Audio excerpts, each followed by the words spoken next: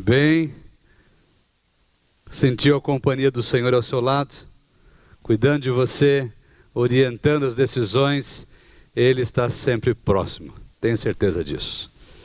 Nós teremos hoje à noite a participação, compartilhando nosso tema, o 8º tema.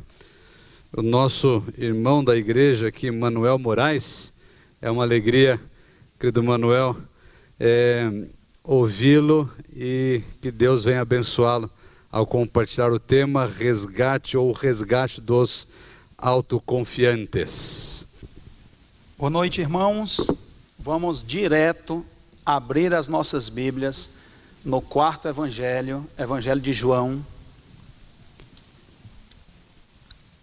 Nós vamos, nesses 2 dias, analisarmos os capítulos 3 e 4 do Evangelho de João. Como eu estarei com vocês aqui também amanhã, eu fiz uma inversão. Eu vou hoje, didaticamente e espiritualmente é bem melhor. Hoje eu vou falar do capítulo 4 e amanhã falamos do capítulo 3. Vamos aí direto, vamos fazer a leitura logo direto.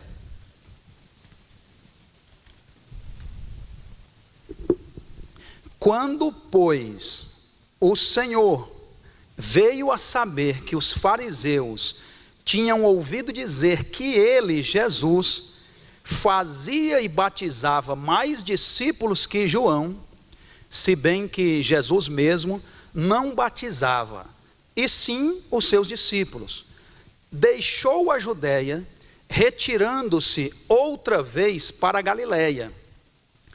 E era-lhe necessário atravessar a província de Samaria. Chegou, pois, à cidade samaritana, chamada Sicar, perto das terras que Jacó dera a seu filho José. Estava ali a fonte de Jacó. Cansado da viagem, assentara-se Jesus junto à fonte, por volta da hora sexta. Nisto veio uma mulher samaritana tirar água. Disse-lhe Jesus: dá-me de beber. Pois seus discípulos tinham ido à cidade para comprar alimentos. Então lhe disse a mulher samaritana: como, sendo tu judeu, pedes de beber a mim, que sou mulher samaritana? Porque os judeus não se dão com os samaritanos. Replicou-lhe Jesus: se conheceras o dom de Deus, e quem é o que te pede, dá-me de beber, tu lhe pedirias, e ele te daria água viva. Respondeu-lhe ela: Senhor, tu não tens com que atirar, e o poço é fundo. Onde, pois, tens a água viva? És tu, porventura, maior do que Jacó, o nosso pai, que nos deu o poço, do qual ele mesmo bebeu, e bem assim seus filhos e seu gado? Afirmou-lhe Jesus: quem beber desta água, tornará a ter sede. Aquele, porém, que beber da água que eu lhe der, nunca mais terá sede. Pelo contrário, a água que eu lhe der, será nele uma fonte a jorrar para a vida eterna. Disse-lhe a mulher: Senhor, dá-me dessa água, para que eu não mais tenha sede, nem precise vir aqui buscá-la. Disse-lhe Jesus: vai, chama teu marido e vem cá. Ao que lhe respondeu a mulher: não tenho marido.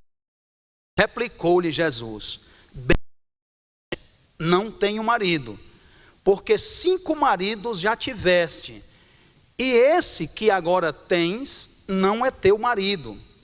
Isso disseste com verdade. Senhor, disse-lhe a mulher, vejo que tu és profeta. Nossos pais adoraram neste monte. Vós, entretanto, dizeis que em Jerusalém é o lugar onde se deve adorar. Disse-lhe Jesus: mulher, podes crer-me que a hora vem, quando nem neste monte, nem em Jerusalém, adorareis o Pai. vós adorais o que não conheceis. Nós adoramos o que conhecemos, porque a salvação vem dos judeus. Mas vem a hora, e já chegou, em que os verdadeiros adoradores adorarão o Pai em espírito e em verdade, porque são estes que o Pai procura para seus adoradores. Deus é espírito, e importa que os seus adoradores o adorem em espírito e em verdade. Eu sei, respondeu a mulher, que há de vir o Messias, chamado Cristo. Quando ele vier, nos anunciará todas as coisas.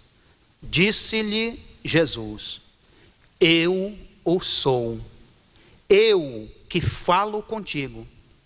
Neste ponto chegaram os seus discípulos e se admiraram de que estivesse falando com uma mulher. Todavia nenhum lhe disse: que perguntas ou por que falas com ela?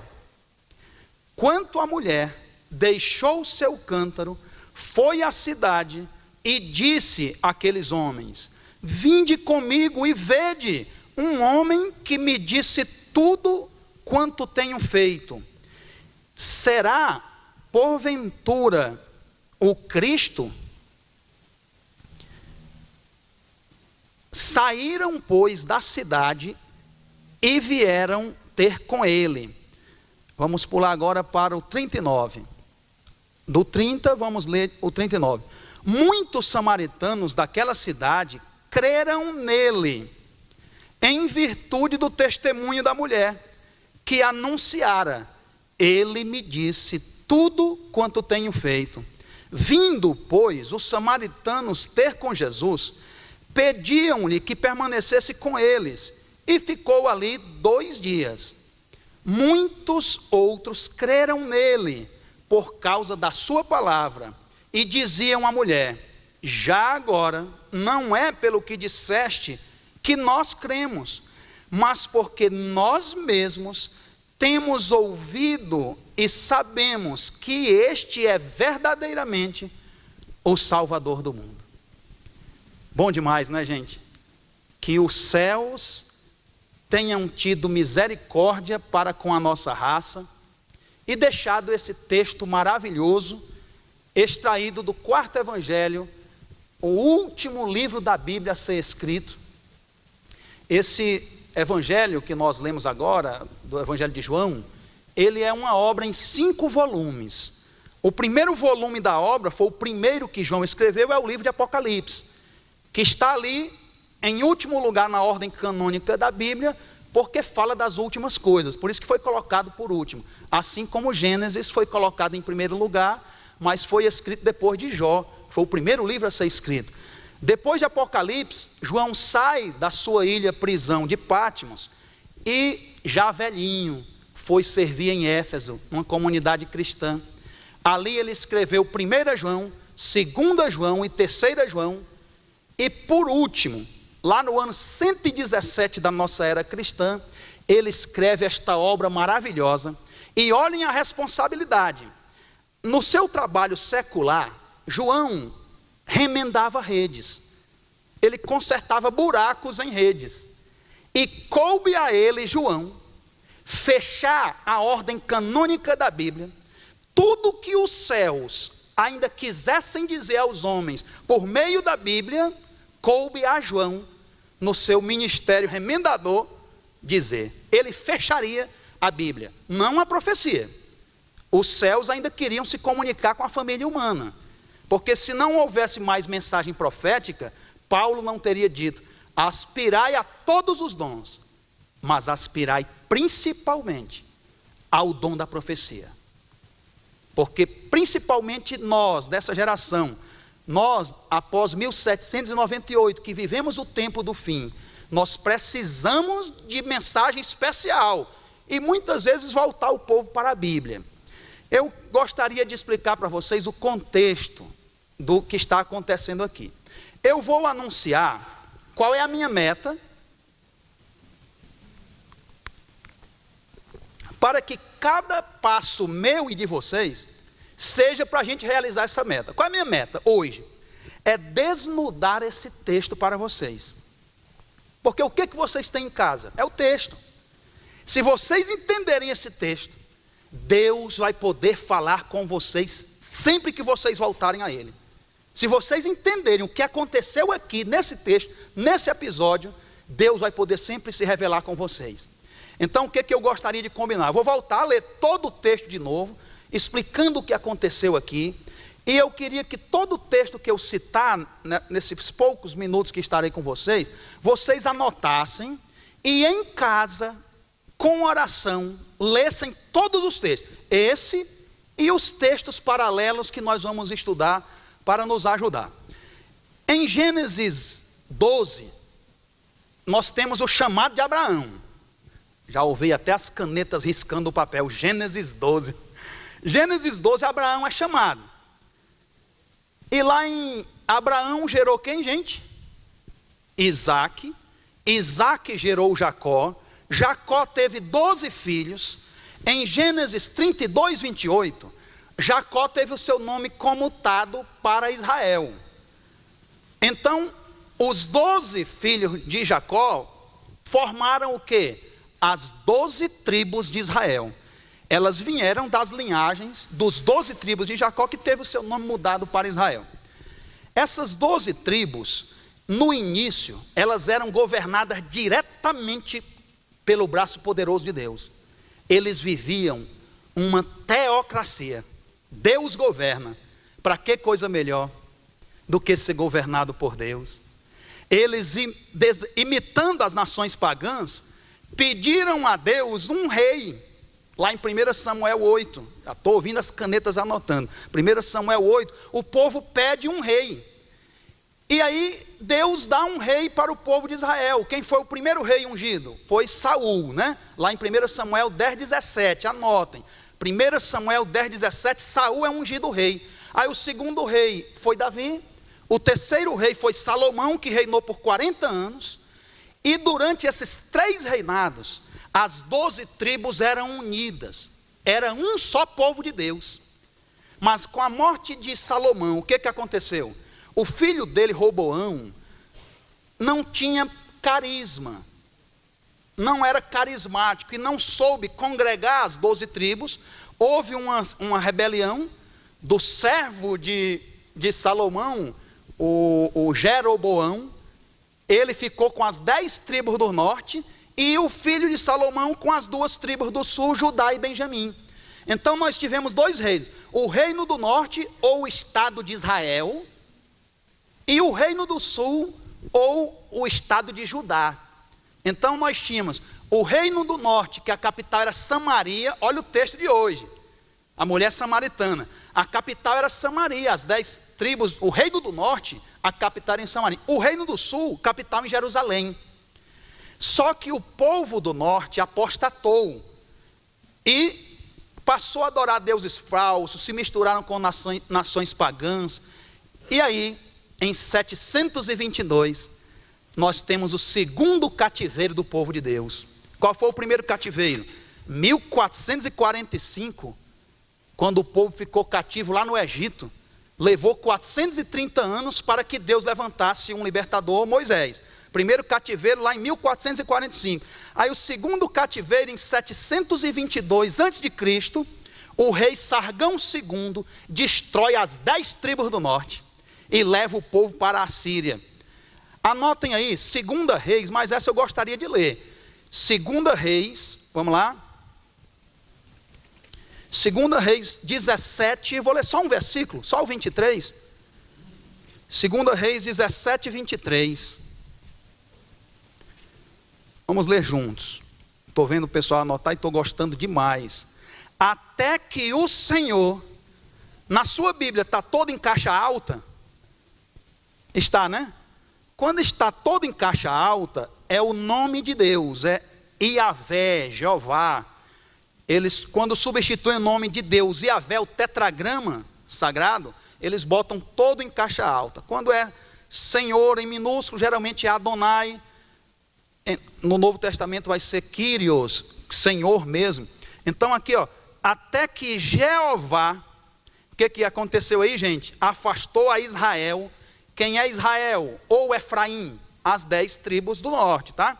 De sua presença, como falara pelo ministério de todos os seus servos, isto é, os profetas.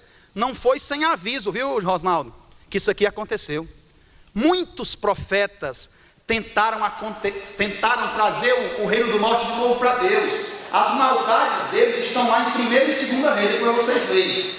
Aí ele diz, os profetas, assim foi Israel transportado da sua terra para a Síria, onde permanece até o dia de hoje. Até qual dia de hoje? Até o dia lá de 1º Reis, tá? Até o dia que isso aqui foi escrito, até esses episódios. Depois a própria tribo do sul foi levada. O próprio reino de Judá, vocês lembram disso? Nós que estudamos Daniel e Apocalipse, vocês lembram disso? Que no ano 605, estamos estudando isso agora, veio o rei Nabucodonosor II em 3 ondas de invasão para levar o reino do sul, o reino de Jerusalém, o reino de Judá com a capital em Jerusalém. Primeira onda, 605, levaram só os príncipes, entre eles Daniel e os seus 3 amigos, Hananias, Misael e Azarias. Na segunda onda, 596 a.C., aí levou 10.000 judeus. E na terceira, gente, 586 a.C., o templo foi destruído. E eles serviram ao rei da Babilônia por 70 anos. Depois do cativeiro babilônico, o que acontece? O povo volta para reconstruir o templo. Lembra dos profetas da restauração? Neemias, Esdras, que nós estudamos no trimestre anterior? E aí, o que aconteceu? Os samaritanos se oferecem para ajudar na reconstrução do templo. Vocês lembram disso? No episódio lá de Esdras 4.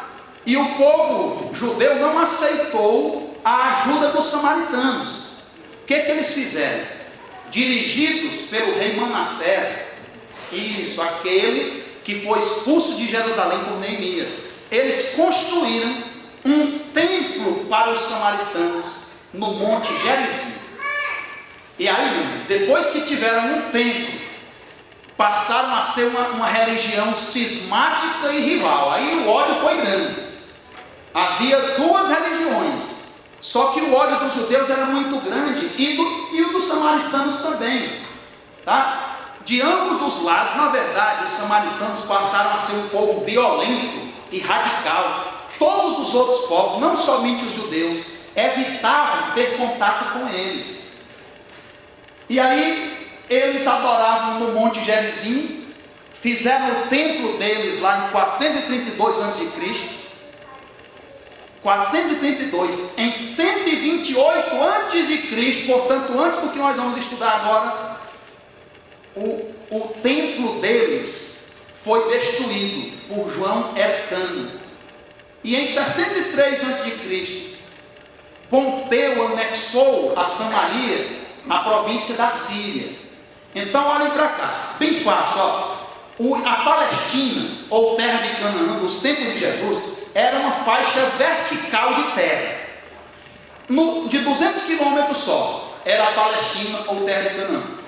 No sul nós tínhamos Judá, e lá no norte nós tínhamos a Galileia, e os galileus adoravam em Jerusalém ao sul, e eles tinham que fazer a viagem da Galileia para Jerusalém. O próprio Jesus fez muito essa viagem. Só que quem é que ficava ali na faixa do meio do estado da Palestina? A Samaria. Eles poderiam passar por Samaria ou não. Daqui a pouco nós vamos estudar isso. Então, meus irmãos, nós vamos fazer uma oração. Vamos orar a Deus, pedir a misericórdia dele, pedir o dom do Espírito Santo, e vamos voltar ao texto para a gente aprender algumas pérolas que levem a nossa vida espiritual para outro nível. Será que Deus pode ou não fazer isso? Levar a vida espiritual de todos nós para um novo patamar, para o next level, para o próximo nível. Deus amado, Deus soberano, Paizinho querido, tem misericórdia de nós, Senhor. Todos nós que estamos aqui, estudando a Tua Palavra, querendo aprender as tuas verdades. Enche-nos do teu Espírito Santo, perdoa os nossos pecados, sê conosco nesta noite, te pedimos isso no precioso nome de Jesus, amém. Vamos voltar lá para João. Queria que você marcasse a sua Bíblia com um cartão de crédito, com alguma coisa para voltarmos sempre para essa página. A minha, eu sou agraciado por ter essa fitinha vermelha aqui, ó, ela vai ficar sempre aqui. Vamos ler de novo. João 4. Quando, pois, o Senhor veio a saber que os fariseus tinham ouvido dizer que ele, Jesus, fazia e batizava mais discípulos do que João. Aí nós temos agora entre parênteses, isso aí é Bíblia, é palavra de Deus, viu? Isso aí está no original. O que foi acrescentado pelo editor é quando está entre colchetes. Aí o editor, não tendo nenhuma palavra para fazer sentido, ele acrescenta alguma palavra, o próprio tradutor, e coloca entre colchetes. Entre parênteses, isso aqui é Bíblia mesmo. É uma nota do editor, João, para ajudar os seus leitores.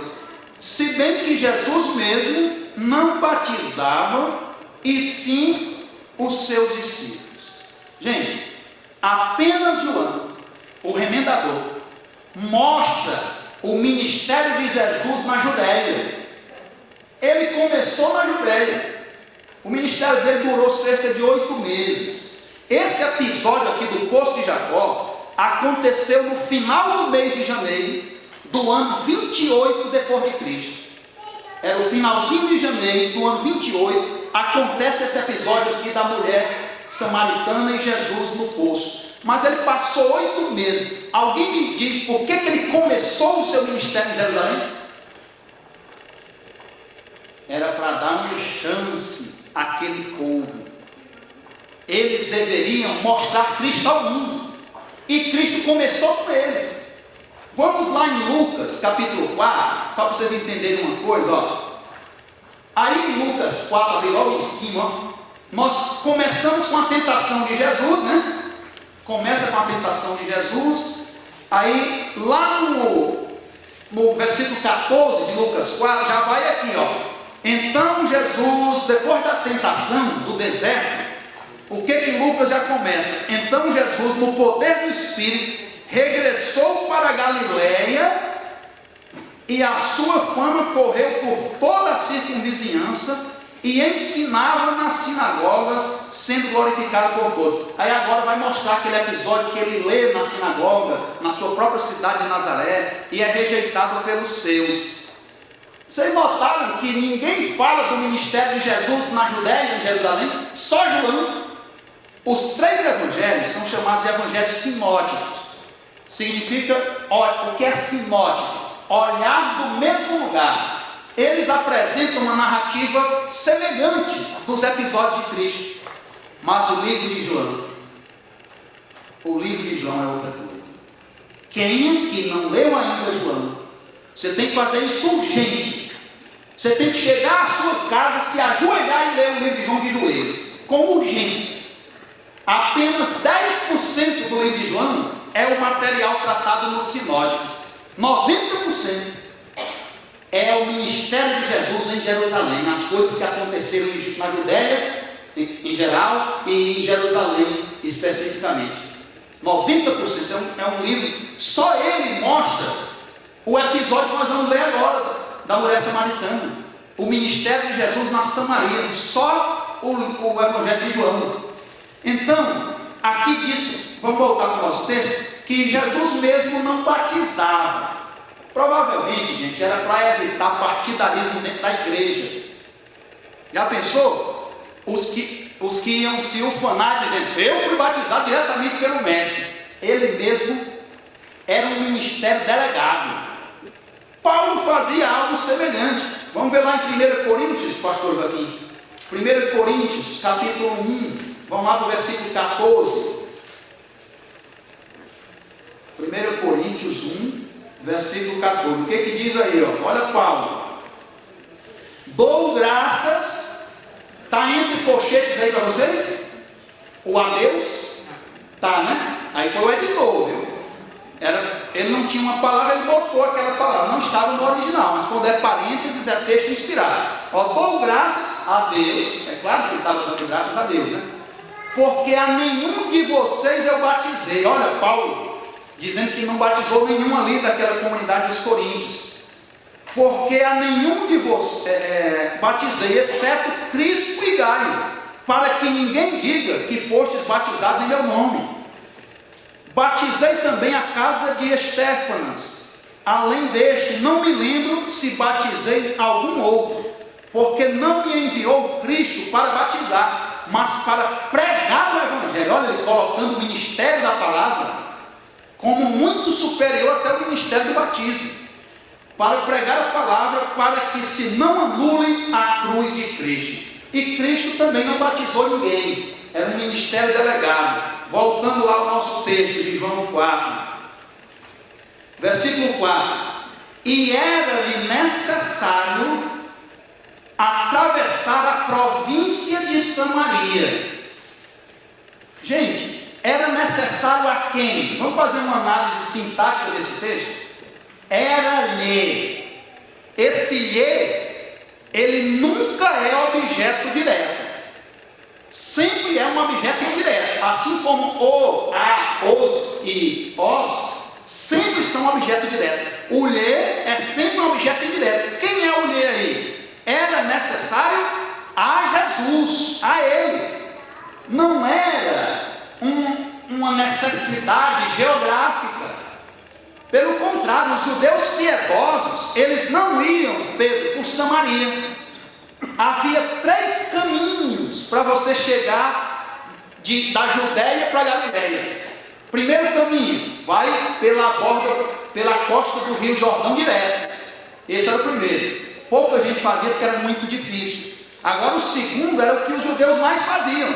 Eles atravessavam o Jordão, iam pela lateral para fugir de Samaria, porque não queriam contato com os samaritanos. Eles atravessavam o Jordão, iam pela Pérea e depois iam para a Galileia. E por que aqui está dizendo que era necessário? Era necessário para quem? Para Jesus. Patrícia, ele tinha um encontro marcado. Era necessário para Jesus. Na agenda divina, Jesus tinha que passar por Samaria. Isso aí era um imperativo divino, não era geográfico. Aliás, poucos judeus faziam isso. Agora, os judeus que vinham da Galileia para Jerusalém, a Galileia era uma cidade marítima, eles faziam muito comércio marítimo, e aí era um povo mais miscigenado. E aí eles sim, não sofriam um inconveniente de desviar, eles tinham coragem de ir pela Samaria, mas havia muitas mortes, violência, assassinatos, assaltos.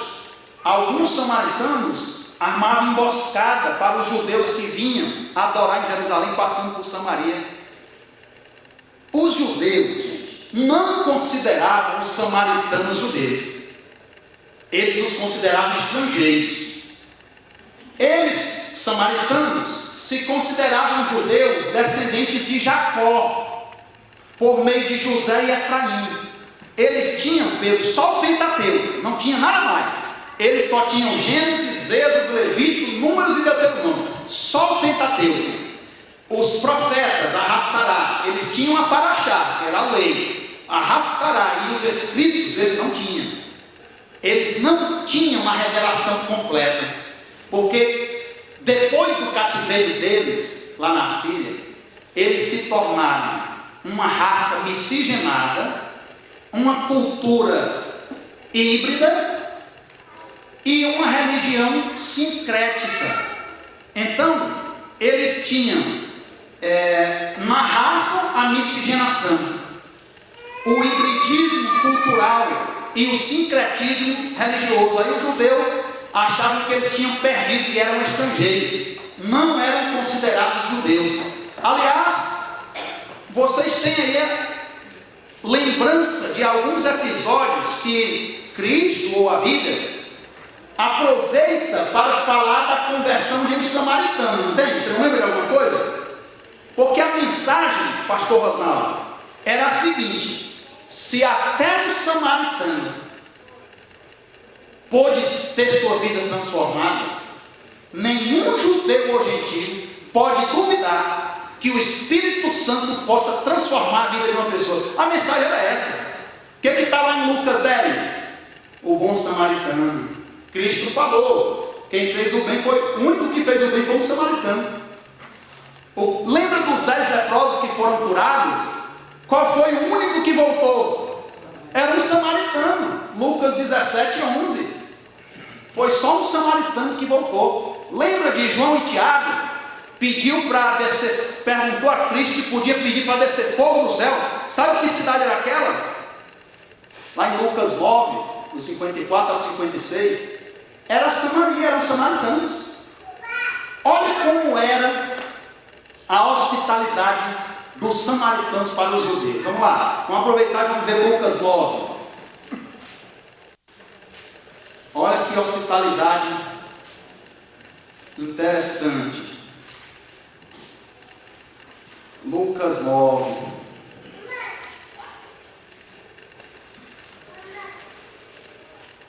E aconteceu, versículo 51, que ao completarem-se os dias em que devia ele ser assunto ao céu, ele, quem? Jesus, né? Manifestou no semblante a intrépida resolução de ir para Jerusalém, e enviou mensageiros que o antecedessem.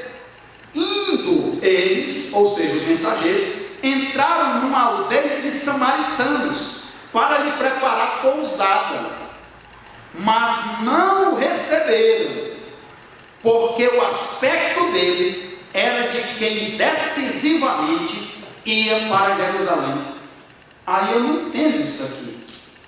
Isso aqui foi depois do episódio do Poço de Jacó, quando muitos samaritanos haviam aceitado Jesus por causa do testemunho daquela mulher. E por que agora eles não quiseram nem hospedar? O que aconteceu? Eles tinham o Pentateuco e esperavam. A esperança messiânica dos samaritanos é baseada lá em Deuteronômio, capítulo 18. Olha o Messias que eles esperavam. Deuteronômio, capítulo 18, vamos ler o versículo 15, diz assim, o Senhor, caixa alta, é Jeová, teu Deus, te suscitará um profeta do meio de ti, falando para Moisés, de teus irmãos, semelhante a mim, a Moisés, a ele ouvirás. Olha, porque eles esperavam. Eles chamavam o Messias deles de Tareb. Tareb era aquele que voltará, ou o reformador. Era o Messias dos samaritanos, era o Tareb, baseado em Deuteronômio 18:15. Leia o versículo 18 comigo.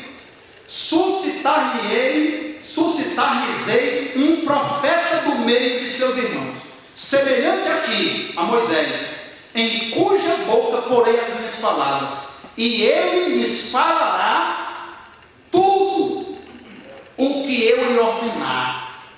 Era esse Messias que os samaritanos aguardavam. Aí o que acontece? Houve o episódio do Poço de Jacó. Aí os samaritanos pensavam que o Messias deles havia chegado. Quando Jesus volta para lá, era para eles o receberem bem. Mas aí o texto explica, mas eles viram que ele estava querendo ir para Jerusalém. Aí, não, isso aí é dos judeus. Claro que havia pessoas que se converteram lá naquele episódio que ainda se mantém fiel a Cristo, mas esse grupo ali pensava que Cristo ia tomar partido pelos samaritanos.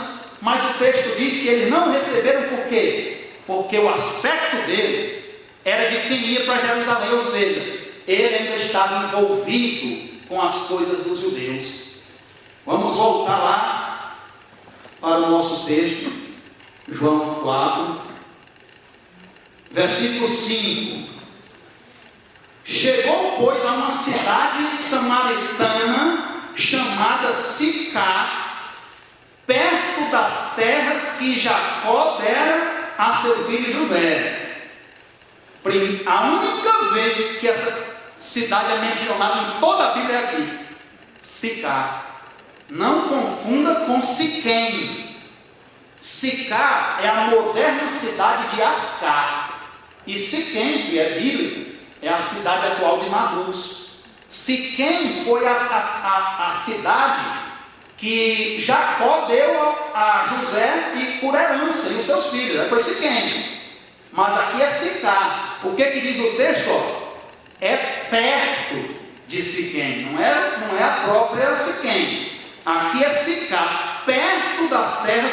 Vejam lá em Josué, anota só, tá? Josué 24:32. Você vai ver esse episódio da cidade de Siquém. São as terras que Jacó dá de herança a José, que formou a cidade de Siquém. Mas aqui é Sicar.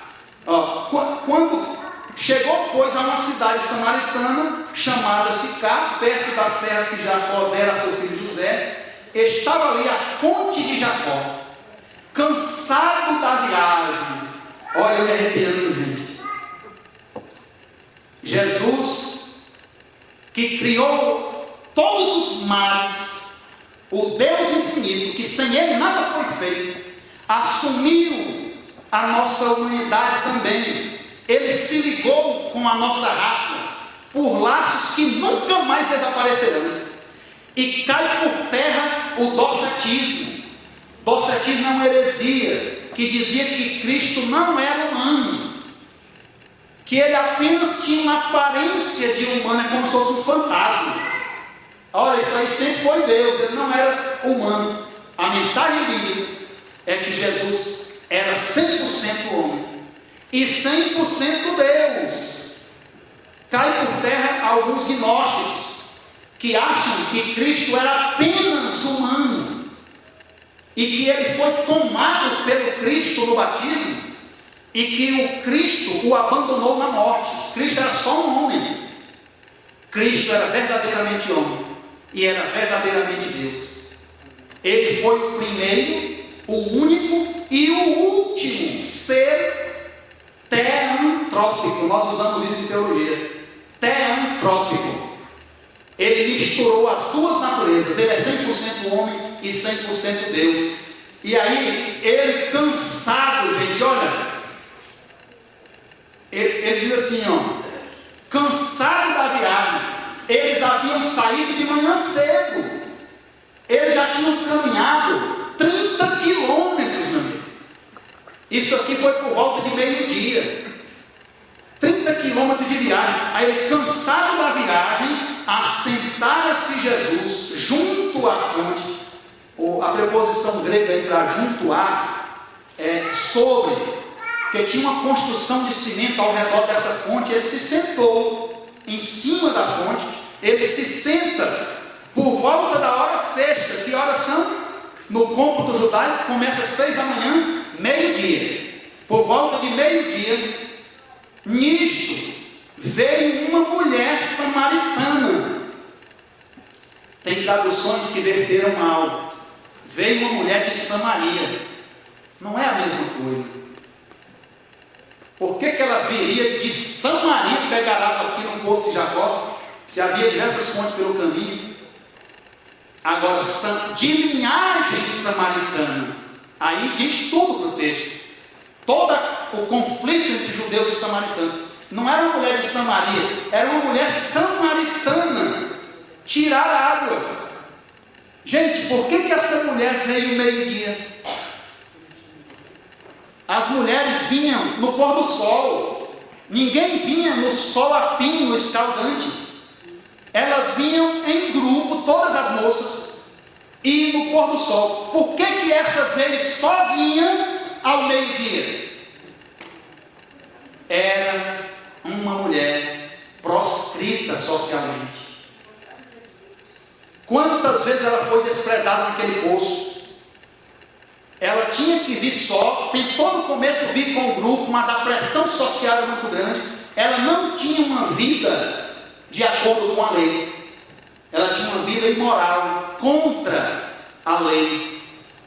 Será que tem alguém aqui, eu ou você, menos pecador do que essa mulher? Será que tem alguém aqui menos pecador do que ela? Olhem para cá. Esse celular, faça de conta que é a pessoa que vive 100% à vontade de Deus. E esse outro microfone aqui é a pessoa, um Adolf Hitler, que matou muita gente fumando charuto, descascando o corpo das pessoas. Ó, um Adolf Hitler. Você está onde aqui nesse caminho? Você está mais ou menos onde? Aqui é o Hitler, ou um bandido, o pior cara da terra. E aqui é o cara que vive aqui é o melhor ser humano vivo hoje. Você está onde aqui? Mais ou menos aqui. Aqui. Cuidado, agora está complicando. Sabe onde é o padrão de Deus? Está aqui, ó. Vamos supor que você botou bem aqui. Sabe onde é o padrão de Deus? Tóquio, capital do Japão. Tem alguma diferença? Está aqui, nessas pequenas distâncias que eu estou aqui. Se algum ser humano pudesse salvar a si mesmo por boas obras, pela sua vida, Cristo não precisaria ter vindo ao mundo. Todos nós estávamos perdidos, fritos. Éramos nós que merecíamos estar naquela cruz. A morte era para a gente. Ele tomou o que nós merecíamos, para que a gente pudesse ter acesso ao que Ele tem direito. Não pense você que essa mulher aqui não sou eu, não é você. Mas ela era uma mulher de vida social difícil.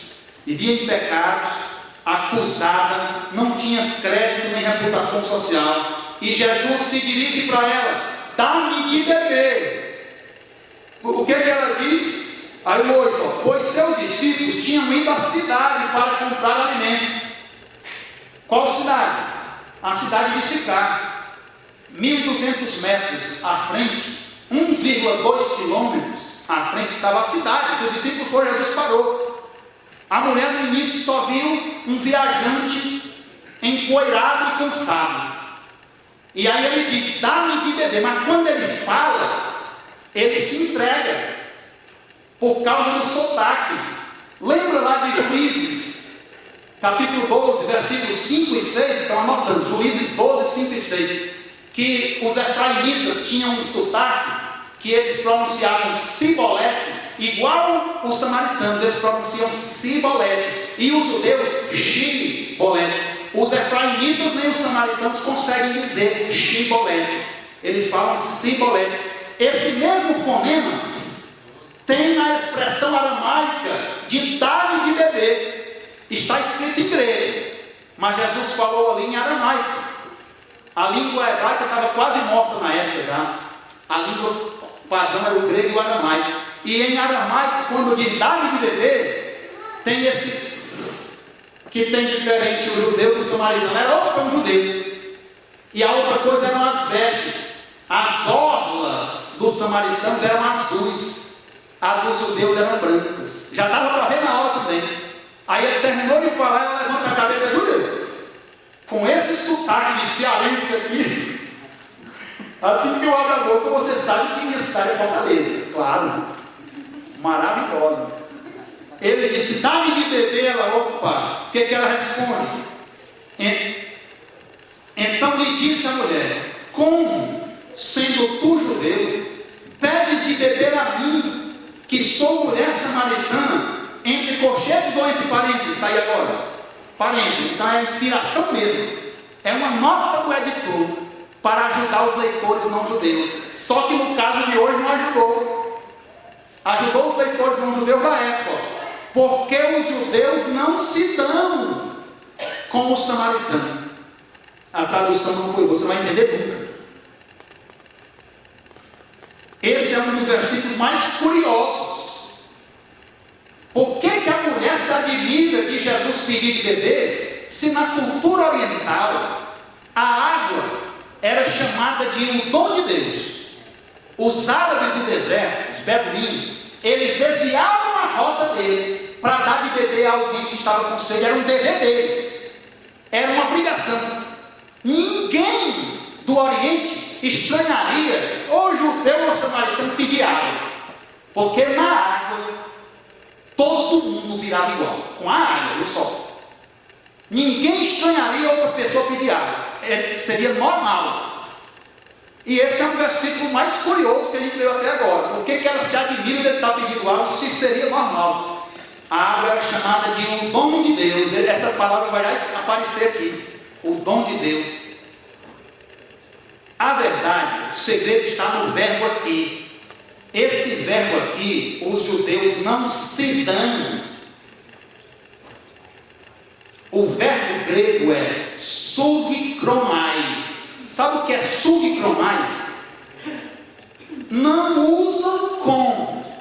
Os judeus não usam com os samaritanos. Quando o tradutor chegou aqui, ele gasgou. Não usam com.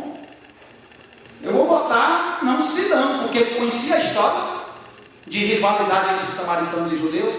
Ele traduziu para não se dão, mas não é não se dão. Não usam com os samaritanos. E o que é que eles não usavam com? Copo, prato, cântaro, talher. Eles não usavam com os samaritanos, porque eles ficariam impuros cerimonialmente. Jesus despreza todas essas regras culticas para salvar um ser humano. Ele não nem liga para isso. Ele está totalmente acima desses preconceitos religiosos, culticos, ritualísticos, culturais. Ela disse, ele está sem cântaro e sem corda. Ele não tem balde nem corda. O poço de Jacó tinha 30 metros. Ele vai usar o meu cântaro? Ela disse, será que ele vai tocar acidentalmente ou conscientemente no meu cântaro? Ou em mim? Era por isso que ela se admirou tanto. Porque os judeus não usam com pratos, copos, talheres, cântaros, com os samaritanos. E o 10, replicou-lhe Jesus, se conheceras o dom de Deus, olha aí, o dom de Deus era chamado de água, naquela época dos povos do Oriente. Se conheceras o dom de Deus, e quem é que te pede, dá-lhe de beber, era tu que lhe pedirias, e ele te daria água viva. Respondeu-lhe ela, versículo 11, Senhor, já melhorou, né? Olha como o tratamento dela com Jesus vai evoluindo. Primeiro sendo tu judeu, agora já é Senhor, Rabi, mestre aqui, é Kyrios, mas é no sentido de mestre. Daqui a pouco é profeta, e daqui a pouco é o Messias. Vai numa evolução, num crescente.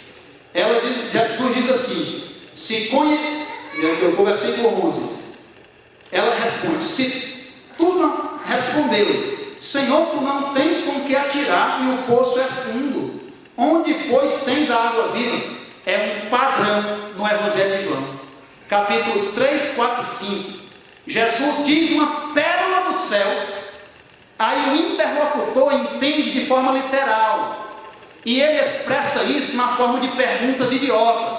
No capítulo 3, você tem que nascer de novo. Aí, como é que eu vou voltar ao vento? Eles fazem perguntas idiotas, e aí Jesus repete o mesmo princípio, mudando algumas palavras. Você tem que nascer da água e do Espírito. E pela terceira vez ele diz direto a verdade, preparando a mente. Jesus estava querendo mudar o chip daquela mulher. Ele estava trabalhando no seu coração. Aqui o Espírito Santo começa a atuar. Olha só, versículo 12. És tu porventura maior do que Jacó, o nosso pai, que nos deu o poço, do qual ele mesmo bebeu, e bem assim seus filhos e o seu gado? Você vai poder fazer o que nem mesmo Jacó pôde fazer? Afirmou-lhe Jesus. Ele agora repete, mudando algumas coisinhas. Quem beber desta água tornará a ter sede. Aquele, porém, que beber da água que eu lhe der, nunca mais terá sede. Pelo contrário, a água que eu lhe der será nele uma fonte para a vida eterna. Olha que coisa interessante. Quem era essa água viva? Quem era a água viva e quem é o dom de Deus? O dom de Deus é quem? Dom aí, no grego dorea, só aparece aqui no Evangelho de João. Lucas usa essa palavra dom, dorea, 4 vezes no livro de Atos, que é o volume 2 da sua coleção. Já vou avançar, né, para concluir. O que é a água viva e o que é o dom? O dom é o próprio Cristo. O texto mesmo diz, vocês não notaram não? Olha aqui, ó, o 11.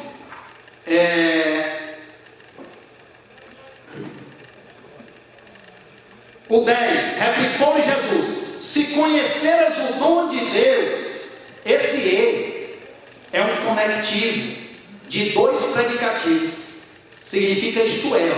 Se conheceras o dom de Deus, isto é, quem é o que te pede, era ele o dom de Deus. Agora a água viva, os teólogos se dividiram. Era o batismo? Alguns acham. Outros acham que é a fé evangélica, mas aí é muito amplo. Outros a justificação gratuita. Outros ainda a vida eterna. Nós vamos já ver que a vida eterna é o resultado, mas a água viva não é a vida eterna. Como nós adventistas somos da escola historicista e o método que nós usamos é o histórico gramatical, nós vamos procurar primeiro uma interpretação primária. Interpretação primária é quando está dentro do mesmo livro, secundária é quando está em outro livro, e terciária é quando está na cultura, na história. Vai lá para João 7, versículo 38, terminando que o irmão está quase tomando o microfone aqui, ó. João 7, 38. O que o mestre diz? Quem crer em mim, como diz a Escritura, do seu interior fluirão rios de água viva. O 39, isto ele disse com respeito ao Espírito Santo. A água viva é o Espírito Santo. Mas leia o 37. Volta aí um pouquinho, lê o versículo 37. No último dia, o grande dia da festa, seria a festa dos tabernáculos, levantou-se Jesus e exclamou: se alguém tem sede, venha a mim e beba. Porque o Espírito, ele é água viva, mas ele leva as pessoas para o sacrifício de Cristo, e o resultado é a vida eterna. Você vai já ver aqui, no próprio texto nós vamos terminar, o resultado é a vida eterna. Então, voltando lá para o texto, vou andar mais rápido ainda, né? Eu tenho que terminar, ó. 15, não, o 14. Aquele, porém, que beber da água que eu lhe der, nunca mais terá sede. Pelo contrário, a água que eu lhe der será nele uma fonte a jorrar para a vida eterna. O resultado é a vida eterna. Cristo é o dom de Deus. O Espírito Santo é a água viva. Gente, no Antigo Testamento o Espírito Santo já operava. Ele já operava, só que a operação dele consiste principalmente em levar os homens para Cristo. Como Cristo ainda não tinha morrido na cruz, a obra do Espírito era limitada no Antigo Testamento. Agora é total. Quem é que estava conversando com a mulher? Cristo. E quem é que estava tocando as cordas do coração dela? O Espírito Santo já estava trabalhando, viu? Aí você vê agora, ó, ela pediu. Olha só, ela pede aqui, ó, 15. Disse a mulher: Senhor, dá-me dessa água. Quem foi que começou pedindo água? Olha que virada paradigmática. Agora é a mulher que pede a ele: Senhor, dá-me dessa água. Ele poderia dar a Pedro. Para a mulher a água? Não, agora não. Ela primeiro precisava ter uma convicção de pecado. Primeiro ela tinha que ter um encontro com o passado dela e com o presente dela. Não é graça barata não. Tem gente por aí pensando que é graça barata, que Cristo morreu na cruz para que eu continue com a minha esposa. Não tem aliança com Deus. O povo hoje não quer falar de santificação. É uma graça barata por aí. Cristo primeiro agora tinha que levar a mulher a um encontro, a uma convicção de pecado. Aí ele diz, ó, disse Jesus, versículo 16: vai, chama teu marido e vem cá. Ele deu uma oportunidade para ela falar. O Espírito já estava trabalhando, ela emocionada, mas não teve coragem. Ela desviou. Ao que lhe respondeu a mulher: não tenho marido. Querendo, não conseguiu. Não tenho marido. Jesus continuou, replicou-lhe Jesus: bem disseste, não tenho marido, porque 5 maridos já tiveste, e esse que agora tens não é teu marido. Isso disseste com verdade. Ela já estava se acabando, viu, gente? O Espírito Santo trabalhando forte aqui. 19: Senhor, disse-lhe a mulher: vejo que tu és profeta. Agora ele já é profeta, está evoluindo no conceito da mulher. Continua no 20: nossos pais adoraram neste monte. Qual? O Gerizim.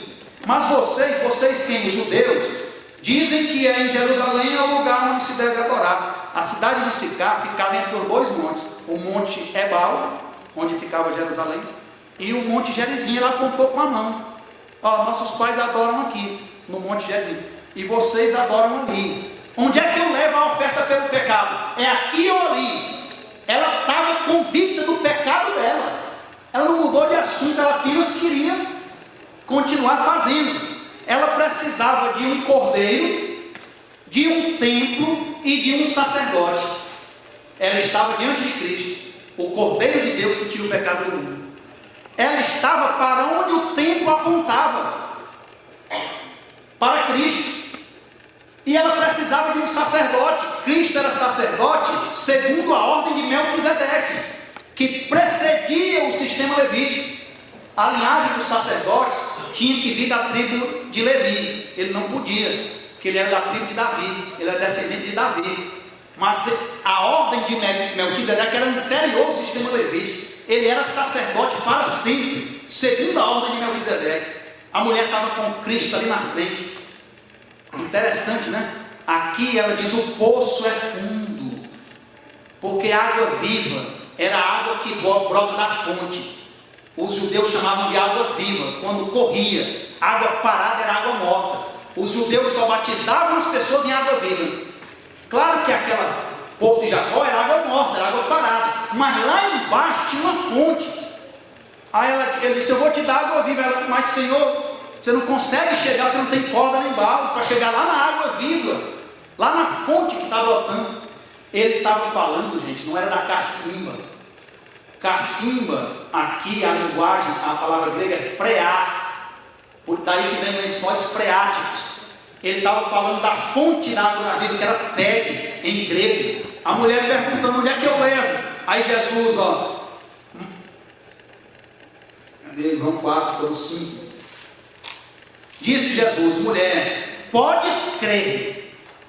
Única vez que essa expressão grega é falada, que a hora vem, quando nem neste monte, nem em Jerusalém adorareis o Pai. Ele olha para o monte Gerizim, o templo está destruído, o templo dos samaritanos, só tem o altar. Ele olha para Jerusalém com o olhar profético. No ano 70 o templo também vai ser destruído, mas na época que o evangelho foi escrito, em 117, já estava destruído. Mas na época que o episódio ocorreu, Cristo olhou com um olhar profético e viu o templo destruído. Ele diz: mulher, não é onde. A adoração verdadeira é como e a quem você adora. Aí ela diz, ele continua: vós adorais o que não conheceis, porque eles só têm o Pentateuco. Por isso que eles adoravam no Monte Gerizim. Deuteronômio 11, 29.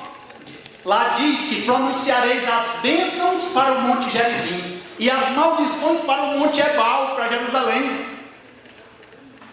Ela não sabia, porque ela não tinha os profetas, em que estágio nós estávamos na revelação. Só continuando o texto, gente. Mas vem a hora, ó, vós adorais o que não conheceis. Nós adoramos o que conhecemos, nós temos a Bíblia toda, a Torá, a Haftará e os escritos, porque a salvação vem dos judeus. Leia em casa Romanos 9, do versículos 4 a 5. Mas vem a hora, e já chegou, em que os verdadeiros adoradores adorarão o Pai em espírito e em verdade. Em espírito é adorar com todo o teu coração, com todo entendimento, com toda a tua alma, com todas as tuas forças, em espírito é o quê?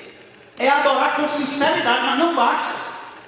Tem gente que está adorando em espírito, mas não tem verdade bíblica. Uma religião que não é bíblica, que não se fundamenta na revelação dada por Deus aos homens. É uma religião pagã. Um budista é muito sincero, ele adora em espírito, mas não adora em verdade. Tem que adorar em espírito e em verdade. O Pai não somente aceita os adoradores verdadeiros, Ele está buscando. Deus é um caçador. Ele desviou o caminho para encontrar essa mulher. Olha o que a mulher diz: eu sei, respondeu a mulher, que há de vir o Messias. Aí aqui é o João quem bota, chamado Cristo para nos ajudar. E aí, gente, ó, nesse ponto, quando chegou o horário de Deus, ó, nesse ponto, chegaram os seus discípulos. Cristo só precisou disso para tratar o coração daquela mulher. Aí, ele já se revelou totalmente para ela. Ela abandona o cântaro. Agora ela está adorando em espírito e verdade. Aquilo ali não faz mais sentido para ela. Ela descobriu uma pérola de grande valor. Ela descobriu o Salvador. Ela corre para a cidade de Sicar, e agora ela se torna uma evangelista. Gente, ou a igreja está evangelizando, ou ela precisa ser evangelizada. Ninguém que se encontra com Cristo aguenta não falar desse Salvador. Você sabia que hoje em dia tem cristão secreto? Sabia, irmão? Que tem gente que é capaz de pegar um Uber. Eu vou terminar agora. Ele pega o Uber, não vou esmurrar a Bíblia não. Ele pega o Uber, ele faz a corrida, ele paga, ele agradece. Os dois são cristãos e nenhum dos dois sabe. Nenhum dos dois sabe que são cristãos. Sabe o que nós vamos pensar no reino, Rosaldo? Eu tinha que ter falado mais. Eu tinha que ter anunciado mais esse Cristo. Eu não posso encontrar verdadeiramente a Cristo e não anunciar.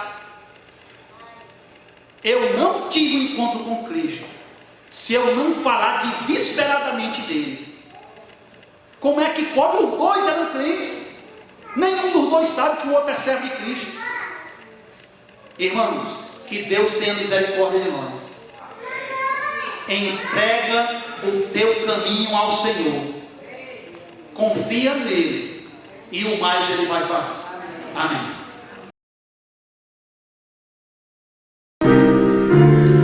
Podem se colocar em pé.